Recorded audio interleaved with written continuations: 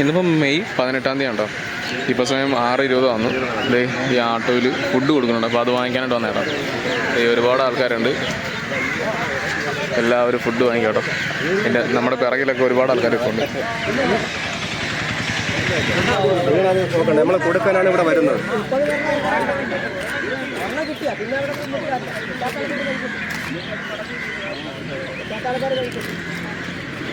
പൊതിയൊന്ന് open ആക്കട്ടെ. അതിനകത്ത് എന്താണ് സംഭവം എന്നറിയണ്ടേ. ഇത് എന്ത് ടൈപ്പ് ഫുഡാണ് അവർ സെർവ് ചെയ്യണമെന്ന് അറിയണമല്ലോ.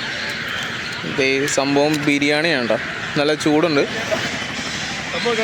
കഴിഞ്ഞ ആഹാ ചേട്ടാ, ഇതെന്തിനാണ്? ഇത് നിങ്ങളെ സംഘടനയാണ്? അത് നമ്മൾ ഹങ്കർ ഫ്രീ വേൾഡ് കടൽ എന്നുള്ള ഒരു സംഘടനയാണ്.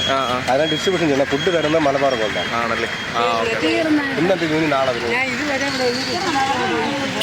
എല്ലാ ദിവസവും ഇതുവരെ നിന്നിട്ട്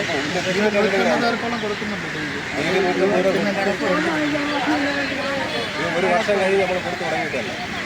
എന്നും 7 മണിക്കാണ് വരുന്നത്. നേരത്തെ വന്നിട്ടുണ്ട്.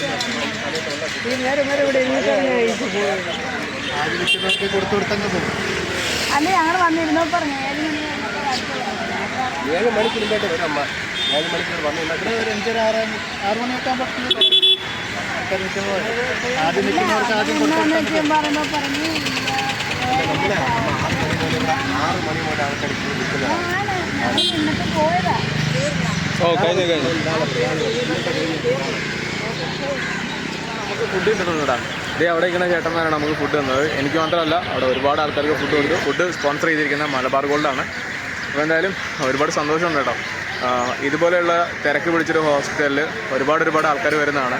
പാവപ്പെട്ടവരായിട്ടുള്ളവരും പൈസ ഉള്ളവരും അങ്ങനെ പലരും വരാറുണ്ട്. അപ്പം ഒരു നേരത്തെ ഫുഡ് പോലും കഴിക്കാൻ കഴിയാത്ത പലരും ഇതേപോലെയുള്ള പല ഹോസ്പിറ്റലിലെല്ലാം ഇങ്ങനെ പെട്ട് കിടപ്പുണ്ട്. അപ്പോൾ അവർക്കൊക്കെ ഒരു നേരത്തെ ഫുഡ് കൊടുക്കാൻ കഴിയുന്നത് ഇതൊരു വലിയ കാര്യം തന്നെയാണ്. അവർ ചെയ്യുന്നത് ഒരു പുണ്യ പ്രവൃത്തി തന്നെയാണ്. ഇതുപോലെ പല സംഘടനകളും ഇത്തരത്തിലുള്ള പലയിടങ്ങളിലും ഫുഡ് സെർവ് ചെയ്യാറുണ്ട്. പല ആൾക്കാർക്കും പല ടൈപ്പ് ഫുഡായിരിക്കും കിട്ടുന്നത്. അപ്പോൾ നിങ്ങൾക്ക് കിട്ടുന്ന ഫുഡ് നിങ്ങൾക്ക് ഇഷ്ടപ്പെട്ടില്ലെങ്കിൽ അത് ഭണ്ഡാർക്കും കൊടുക്കണം കേട്ടോ. ഒരിക്കലും നമ്മൾ ഫുഡ് വേസ്റ്റ് ആയി കളയരുത്. കാര്യം എന്ന് വെച്ച് കഴിഞ്ഞാൽ വിശപ്പിൻ്റെ വില അറിയുന്ന ഒരുപാട് ആൾക്കാരുണ്ട്.